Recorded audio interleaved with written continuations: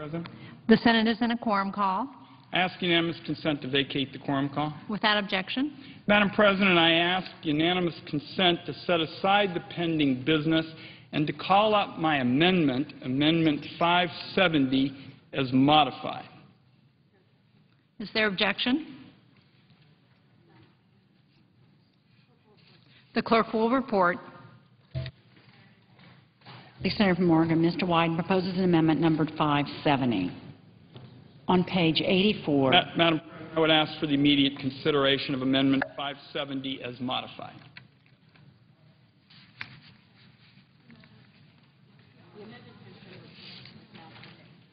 The amendment has been reported. It is now pending. Madam President, when we have a conflict or a problem in my home state, we resolve it the Oregon way, by finding consensus and building common ground. That's why when it became apparent 20 years ago that the U.S. Army's chemical depot in Umatilla, Oregon would be closing once all the chemical weapons were destroyed, the community leaders gathered all the stakeholders together and began the process of planning what to do with the land once the facility closed. The Umatilla depot straddles 2 counties, several cities, and historic tribal lands. So there are a lot of folks in my home state who are interested in what happens to the land. As progress was made in destroying the weapons at Umatilla, the community built common ground and found a genuine consensus. The federal government was supportive. It gave more than $1 million in assistance. And when the facility was listed in the 2005 BRAC recommendations for closure, the Pentagon eventually recognized the group of stakeholders as an official local reuse authority. Everything, Mr. President, appeared on track until last month. That was when, at the 11th hour, the Pentagon changed the rules. After decades of planning and $1 million in preparation, a lawyer at the Pentagon decided to reinterpret the law and declared that the 2005 BRAC report, which became law when Congress didn't pass a resolution of disapproval, really didn't matter. That lawyer decided that the Umatilla depot would be closed outside of the BRAC authority because the last of the chemical weapons wouldn't be destroyed until after the 6-year limit for completion of BRAC action. What this lawyer either didn't know or somehow missed is that this was precisely the intention of the BRAC Commission when they put the Umatilla depot on the closure list. The BRAC report discusses the fact that the mission of destroying the chemical weapons wouldn't be completed until after the deadline. On page 239 of the report, the Commission found that Secretary Rumsfeld's assertion that the chemical demilitarization mission at Umatilla would be complete by the second quarter of this year was optimistic. The Commission wrote, and I quote, "An examination of status information for the depot's mission completion and subsequent closure revealed that dates may slip beyond the 6-year statutory period for completion of the BRAC actions," and unquote. Therefore, the Commission took the Secretary of Defense's recommendation, close Umatilla Chemical Depot, and changed it to, on completion of the chemical demilitarization mission in accordance with treaty obligations, close Umatilla Chemical Depot, These facts make it clear that the Commission did not, as the Pentagon has claimed recently, make a conditional recommendation that the facility only be closed if the chemical demilitarization mission is completed by September of 2011. Rather, the Commission acknowledged that the closure will have to happen when the demilitarization mission is completed, even if that is after September of 2011. And that decision by the Commission became law. It is also important to note that the Commission was aware that the demilitarization mission had a deadline of its own. Under the terms of the Chemical Weapons Convention Treaty, Umatilla must complete the mission by April 29, 2012. UMCD will meet this deadline, if not beat it. The Commission was not giving authority for the mission at UMCD to be one of a never-ending nature.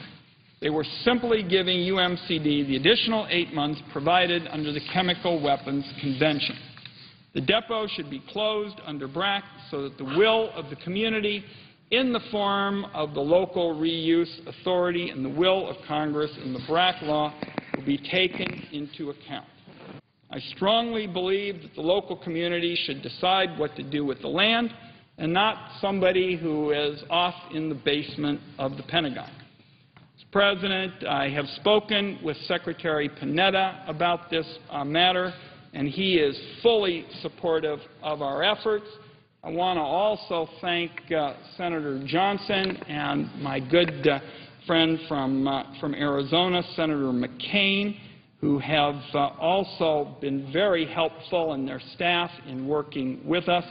The Pentagon has to implement the law as it is, not in my view as it wants to be, but since the lawyers at the Pentagon have in recent weeks thought there was some ambiguity, I wanted to clarify it for them with the amendment that has been modified with the good counsel of the staff of Senator McCain. Let me also say the staff of Senator McCain has been very helpful in saying that this would be permissive authority in terms of the Pentagon, and that the Senator could join me in a letter making it clear that it is important that this be moved expeditiously. So I hope we can complete this matter at this time. Mr. President, my amendment, which I offer on behalf of myself and my colleague, Senator Merkley, would allow the Pentagon to follow the BRAC Commission's report and close the Umatilla depot under BRAC. Mr. President, with that, I would yield the floor. Mr. President. Senator from Arizona. Mr. President, can I say, first of all, I want to thank the Senator from Oregon. This is an issue that needs to be resolved, and it's been a pleasure working with him and not only on behalf of the people of Oregon, but also on behalf of the Department of Defense. Mr. President, I join the Senator from Oklahoma in supporting the amendment which Senator Coburn had intended to propose. The amendment would have amended Public Law 102-4, the Agent Orange Act of 1991, which I co-sponsored, to provide clarity on the factual basis required for the Secretary of Veterans Affairs to make future determinations on the presumption of connection of military service in Vietnam with diseases associated with exposure to the herbicide commonly known as Agent Orange.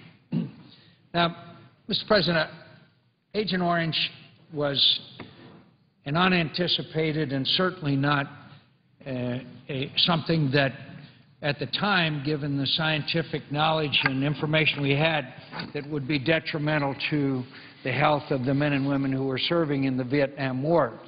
But the fact is, Agent Orange did have a very serious health effect on the men and women who were serving and those who came in contact with it. And for years, we delayed compensating our veterans for those who were exposed to Agent Orange. And in 1991, the Act was a long overdue answer to questions on the health effects of exposure to Agent Orange. It directed much-deserved compensation to our veterans for certain diseases, including non-Hodgkin's lymphoma and certain cancers. Well, what's happened, and the reason why I appreciate the Senator from Oklahoma raising this issue, is that it's obviously now reached a point where the Secretary of Veterans Affairs has now expanded the eligibility to the point where it is beyond any scientific evidence that this that compensation would be required. In 2006, it was found that the evidence linking ischemic heart disease to exposure to herbicides was, quote, inadequate or insufficient. Heart disease, as we all know, is the leading cause of death in America today and has been so for decades. In 2008, they updated their findings based on 2 epidemiological studies which provided, quote, statistical evidence of a relationship. Still, it was categorized the link between ischemic heart disease and exposure to Agent Orange as, quote, limited or suggestive evidence of an association. That already low standard was further qualified with the following statement: epidemiologic evidence suggests an association between exposure to herbicides and the outcome, but a firm conclusion is limited because chance, bias, and confounding could not be ruled out with confidence. And despite this doubt, the Secretary of Veterans Affairs decided to grant a new presumption for ischemic heart disease, which, according to the Department of Veterans Affairs, will cost nearly $31.9 billion over the next 10 years. Similarly with Parkinson's disease, which was also found to be in the category of limited or suggestive evidence, a decision was made to grant compensation and benefits based on exposure to Agent Orange, which, according to the VA, will cost $3.5 billion over the next 10 years.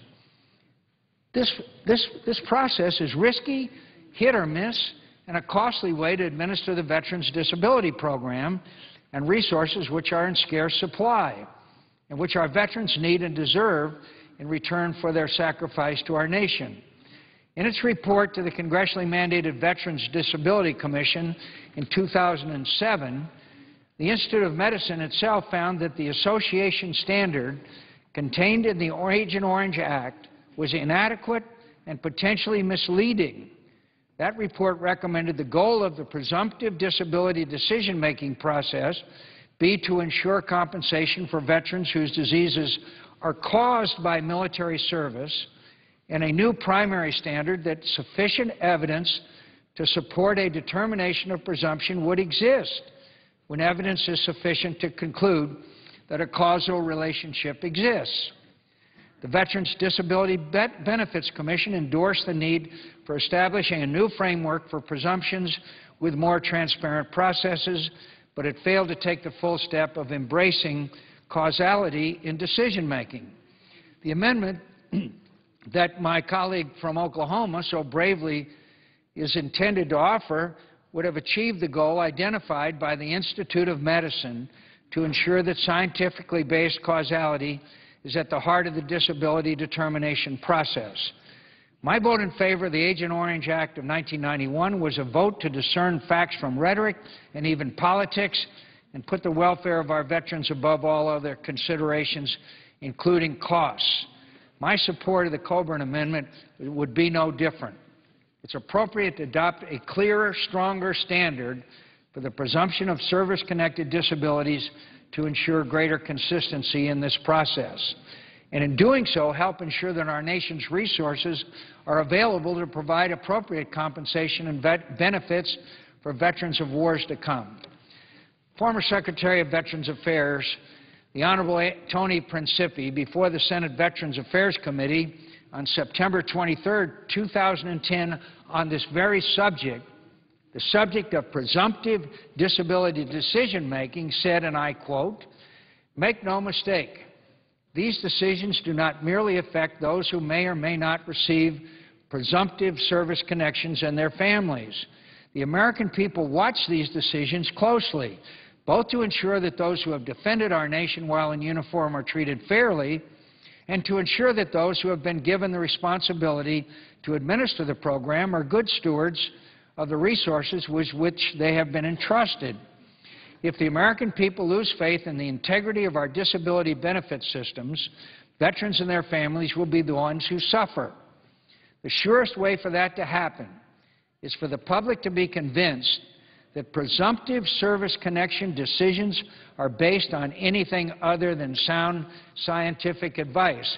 Mr. President, there is no sound scientific advice that indicates that many of these decisions are valid and directly connected to exposure for Agent Orange.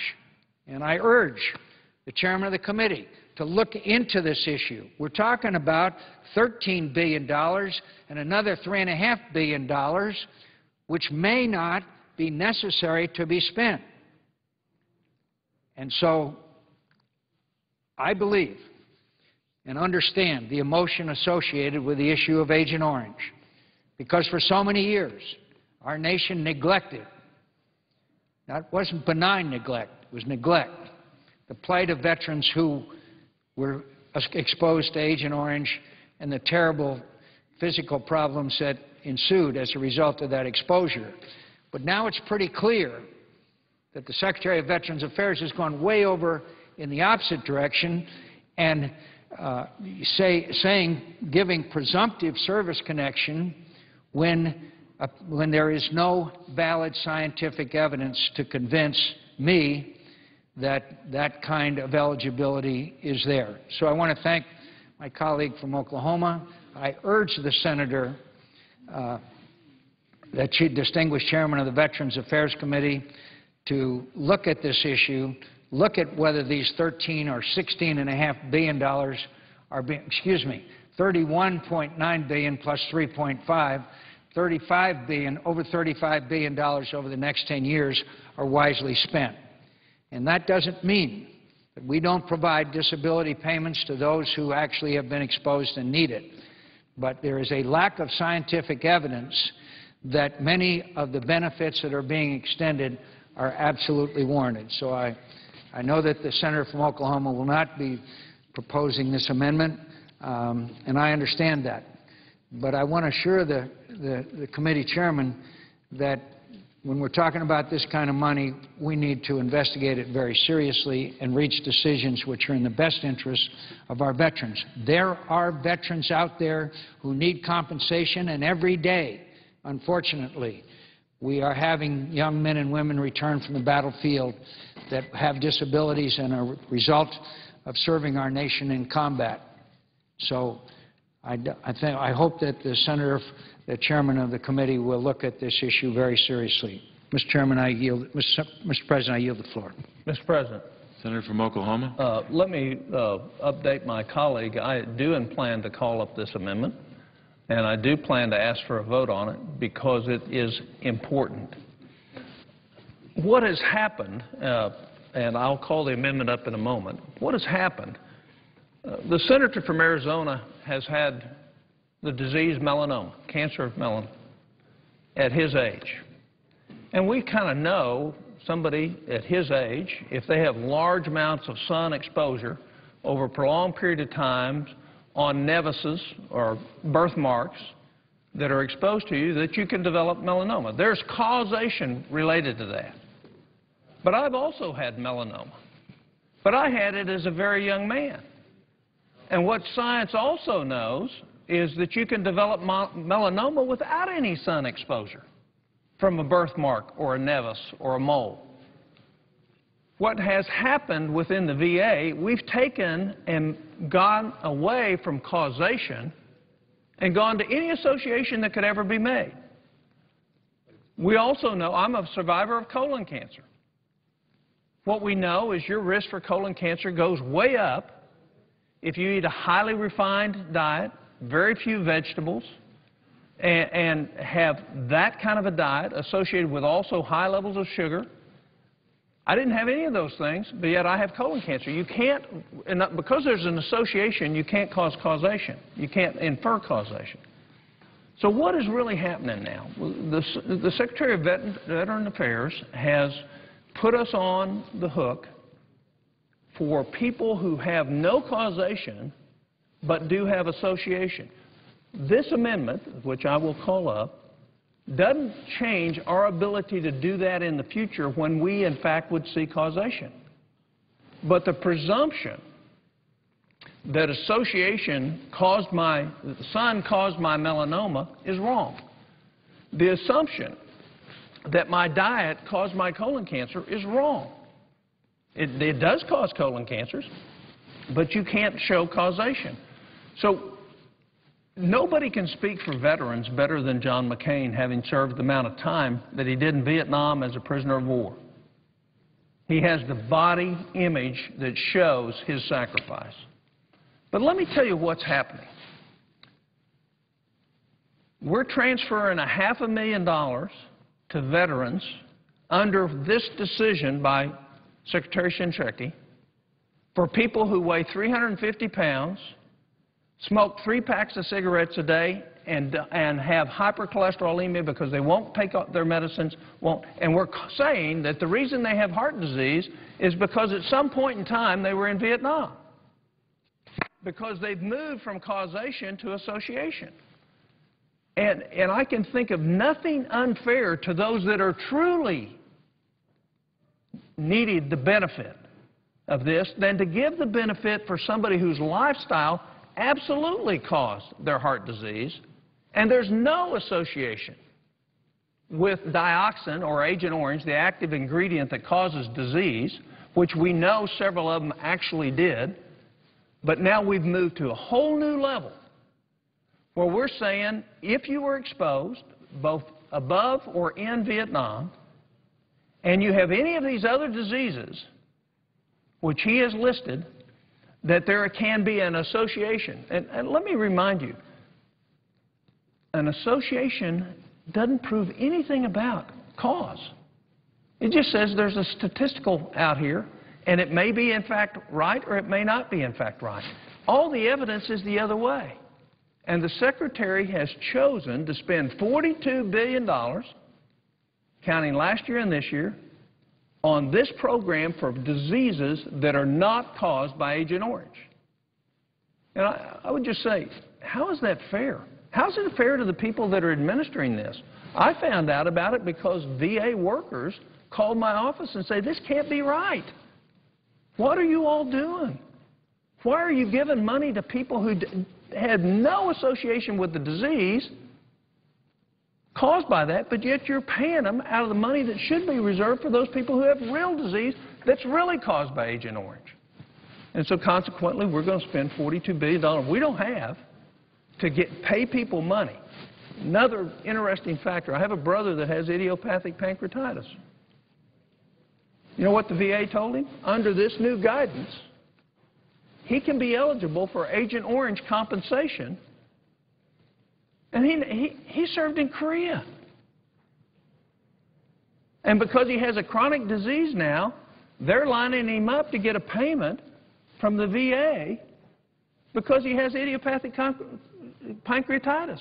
And he's going to get approved. And there's absolutely no association or causation with that. But yet that's what's happening. So I would ask unanimous consent that Amendment 564 be called up and the pending amendment be set aside. Is there objection? Without objection. Well, gentlemen, The clerk will report the yield for a amendment. question. The senator from Oklahoma, Mr. Coburn, proposes an amendment numbered 564. I'd ask the amendment be considered as read. Without objection.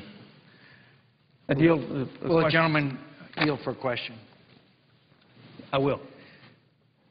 I would like to make it clear in this amendment that there is no desire to deprive someone who is actually exposed to this herbicide called Agent Orange and suffered physical consequences as a result of it, that this amendment basically draws a difference between three words. One is causation, which is generally the criteria used in any of these cases, the causation, and that would replace the current, quote, positive association.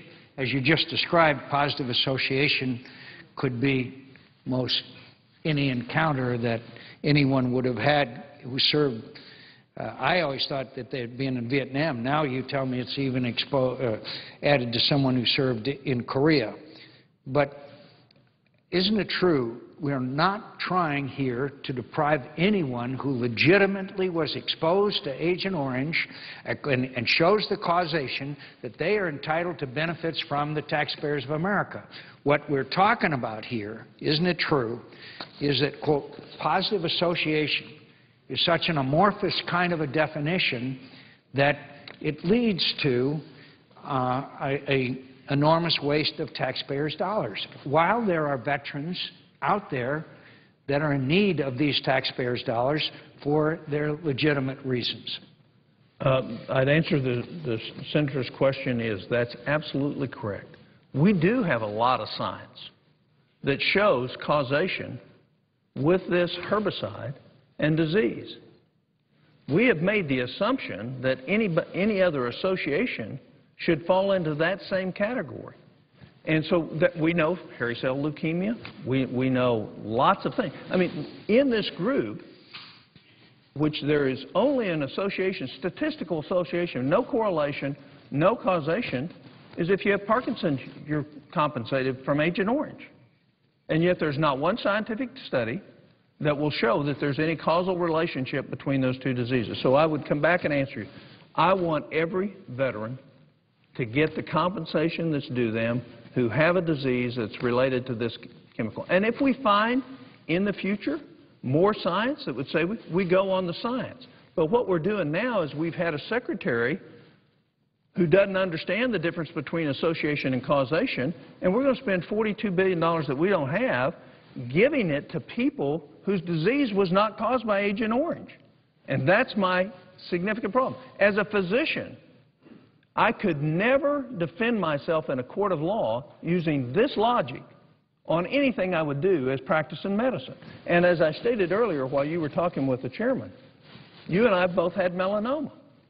Your melanoma came from something that we know is associated with and also caused. It's called sun, ultraviolet radiation.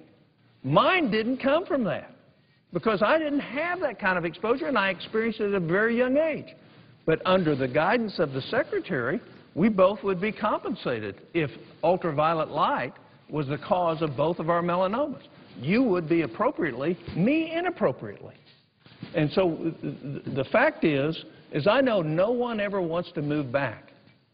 But this is a mistake the secretary made. And my intent is not to harm any veteran that has a true disease that's truly caused by Agent Orange. But my other intent is to make sure we can have the ability to take care of our veterans in the future by spending money wisely to compensate those that were truly injured, those that are truly inhibited and limited by their exposure to their service for this country. With that, I yield the floor. And of a quorum. The clerk will call the roll. Mr. Akaka.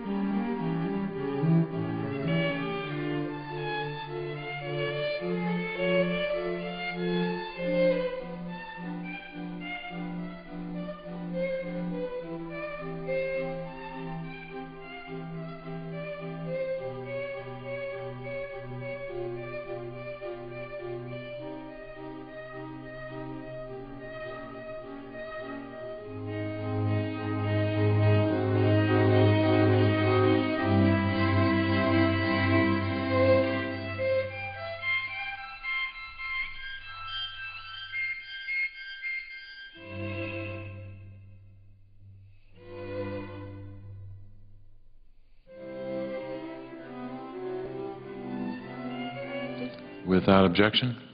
Mr. President, I first want to say what a good job, actually a wonderful job, the Military Construction Subcommittee appropriators have done. They have adopted a very strict budget line, the same as the House of Representatives, and the chairman, Senator Johnson, and the ranking member, Senator Kirk, have put together a very good, solid proposal for military construction. And I appreciate working with them. I was the chairman and ranking member of that committee and loved working on it because I want to take care of our troops and make sure they have the construction they need for housing and for training headquarters. And I commend the great staff of that subcommittee and am very pleased that it is continuing in good hands since I have left that one to go to the Commerce, Justice, and Related Agencies Committee. I also want to say, Mr. President, that there is so much going on in the Capitol right now. I think America is focused on the debt ceiling issue, the overwhelming debt that we have in this country, and we know it's too much. And so many have been working in different quarters trying to solve this issue.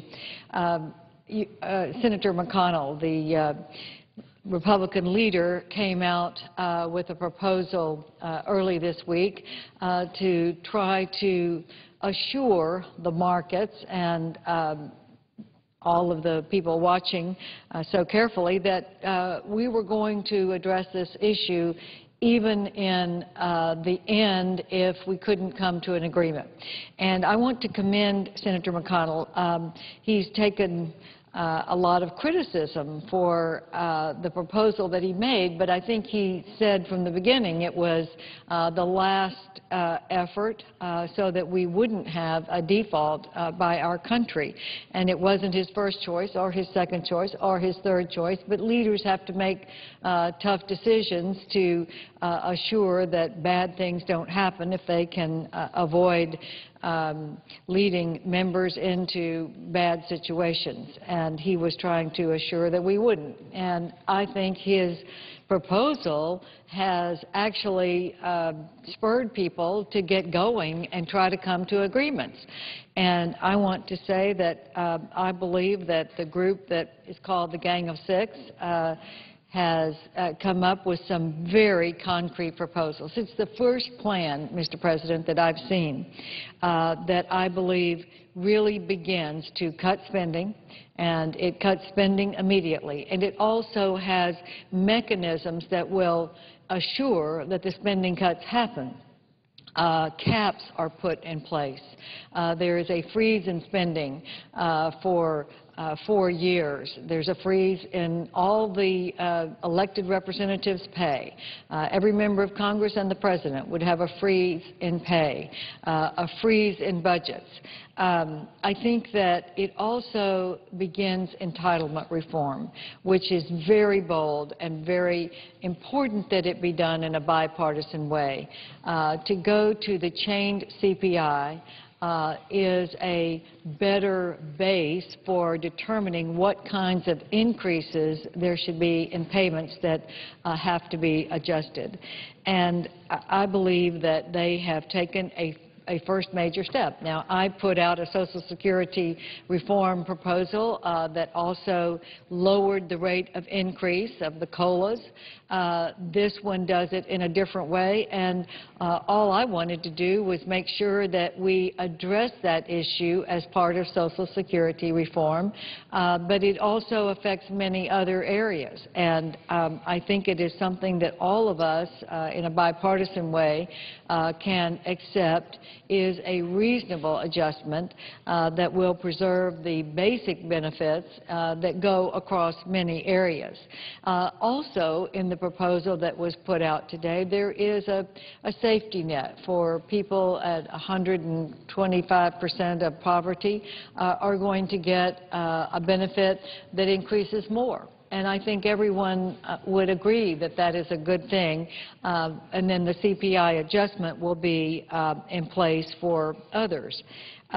It also has, I think, a very good proposal in the area of taxes because they want to lower the overall rates for everyone, make fewer rate groups so that the top rate would be 29%, and they even cut the lower rate down to 9%.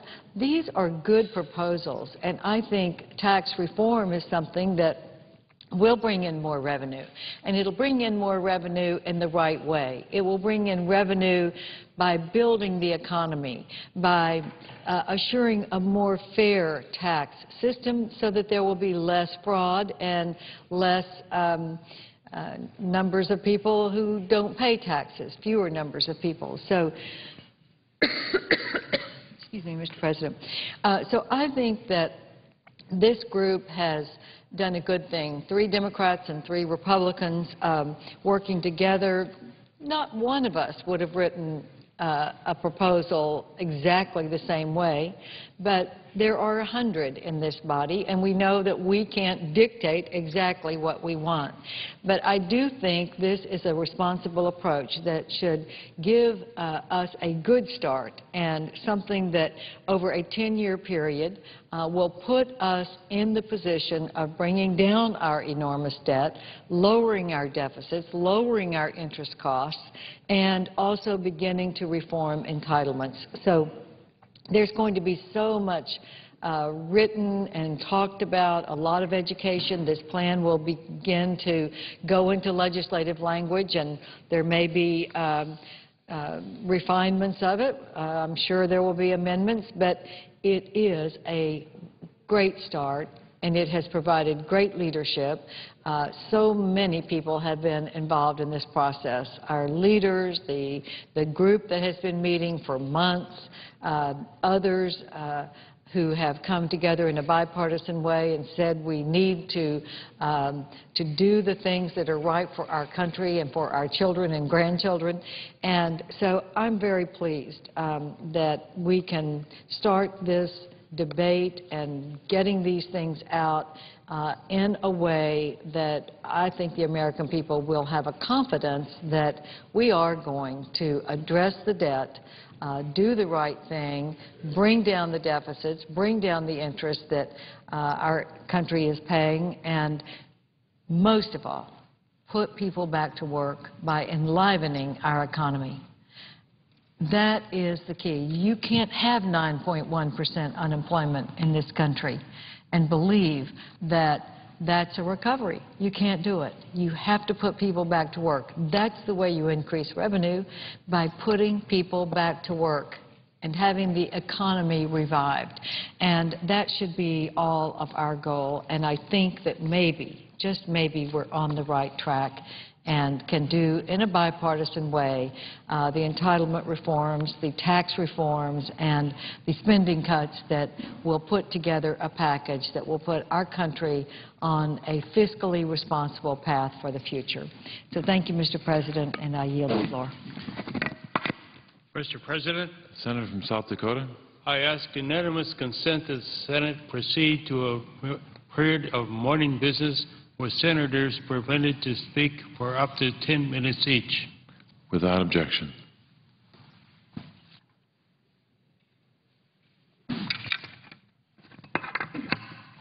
Mr. President. The Senator from Colorado. Thank you, Mr. President. I wanted to talk a little bit about our debt ceiling and our deficit and debt issues as well. I want to thank the Senator from Texas for her words of encouragement for the product that the so-called Gang of Six read out this morning. It was a remarkable hour to see roughly 50 United States senators, both Republicans and Democrats, set aside the talking points and try to come across a partisan divide to hear their colleagues who have been working for such a long time on a plan, a bipartisan plan, 3 Democrats and 3 Republicans, to really try to address in a material way our debt and our deficit. Was, to say the least, refreshing. And I wish that it weren't as unique an experience as it's been, but in the 2.5 years that I've been here, I can't remember as thoughtful a conversation as the one that we had this morning. I've said for months for month after month, week after week on the floor of the Senate that I think I'm pretty clear about what Colorado wants, whether it's red parts of the state or whether it's blue parts of the state. They want a plan that materially addresses the problem that we face. They know we can't solve it overnight because the hole is so deep, but they want us to move past the rhetoric and the talking points and actually start materially addressing the problem. They want to know that we're all in it together.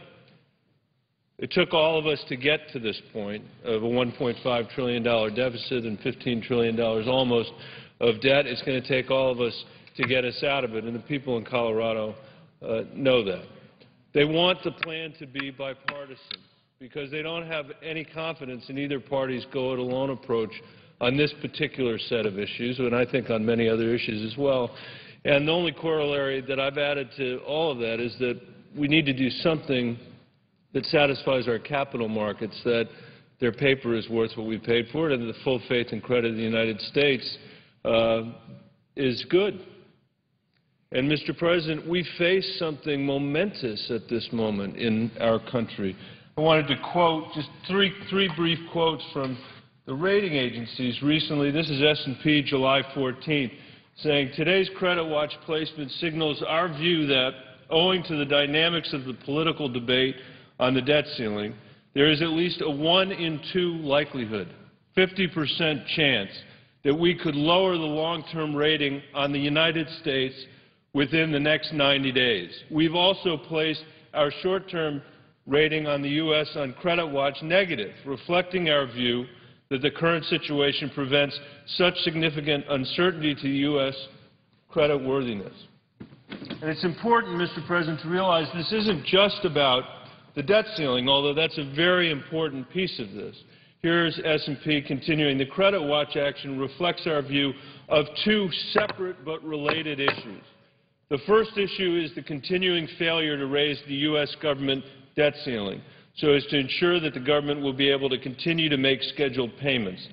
The second pertains to our current view of the likelihood that Congress and the administration will agree upon a credible medium-term fiscal consolidation plan." Now, Mr. President, I've taken the view all along that we shouldn't make raising the debt ceiling contingent because it's been a ministerial act for most of our history. It's about debts that are already incurred, not about debts that are coming forward. But I understand the politics in the moment in time, and the only point that they're trying to make is that we've got to do something material, or we're going to be downgraded. Moody's also says the government bond rating would be very likely be changed to negative at the conclusion of the review unless substantial and credible agreement is achieved on a budget that includes long-term deficit reduction. To retain a stable outlook, such an agreement should include a deficit trajectory that leads to stabilization and then decline in the ratios of federal government debt to GDP and debt to revenue beginning with the next few years. I said we're at a unique inflection point. I asked, Mr. President, Chairman Bernanke the other day at the Banking Committee. I knew the answer, but I asked him anyway, when the last time it was that our credit ratings were threatened for downgrade. And his answer was, not in the 20th century. And I said to him, well, we're now in the 21st century.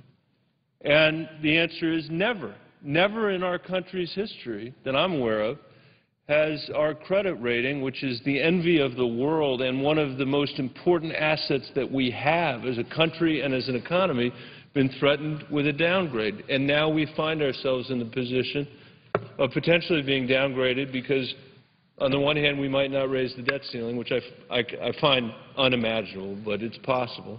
And on the other hand, because our politics look so dysfunctional to everybody that's watching this debate that there's real concern that we can never get to a long-term debt or deficit plan, debt and deficit plan, where the math actually pencils. And what we know about a plan where the math actually pencils is that it's going to require a comprehensive approach that involves discretionary spending cuts, both for military and non-military, that requires entitlement reform and tax reform. And a number of weeks ago, Senator Johanns and I sent a letter out that said just that. We passed it around the Senate offices. There are 32 Democrats that signed it, 32 Republicans that signed it, and that's a pretty big number around here. And that's a pretty bipartisan effort around here. And then I began to despair because it didn't feel like we were making progress toward the goal that we all said was, not all of us, but many of us said we wanted to get to. And then today we had this conversation with the Gang of Six, who I think have presented a plan, as the senator from Texas said, that's not perfect, and everybody's going to have a disagreement about this piece or that piece, but does meet the three-part test, by and large, that I have come out to the floor and said time and time again I think we ought to meet for the people of Colorado, which is who I represent. And what I also know is this, Mr. President, at this remarkable time in the country's history, if we act in a way that leads to a downgrade of this country's credit rating, if we, the 100 people that are in the United States Senate at this moment, don't step up to make sure that that doesn't happen, no one's ever going to care what pledge was made about this or that or where we drew the line in the sand. The only thing they're going to know about us is we allowed the full faith and credit of the United States to be compromised for all time. No generation of Americans, no matter how dysfunctional their politics was, managed to sacrifice that much of our future. And so I believe that the only path through this is a bipartisan one. And I believe the only path through this is a comprehensive one. And I think that's what the people of Colorado want and what the American people want. So I think today marked an important turning point in the conversation we're having around here. And I for my own part, believe that if we're confident in the people that sent us here, confident enough to do the job that they've asked us to do, that we can make sure that we don't erode the full faith and credit of the United States. Because undoing that is going to be the work of generations if we don't protect the work of generations that have come before us. And I feel confident that we can and that we will. And with that, Mr. President, I yield the floor and I note the absence of a quorum. The clerk will call the roll. Mr. Akaka.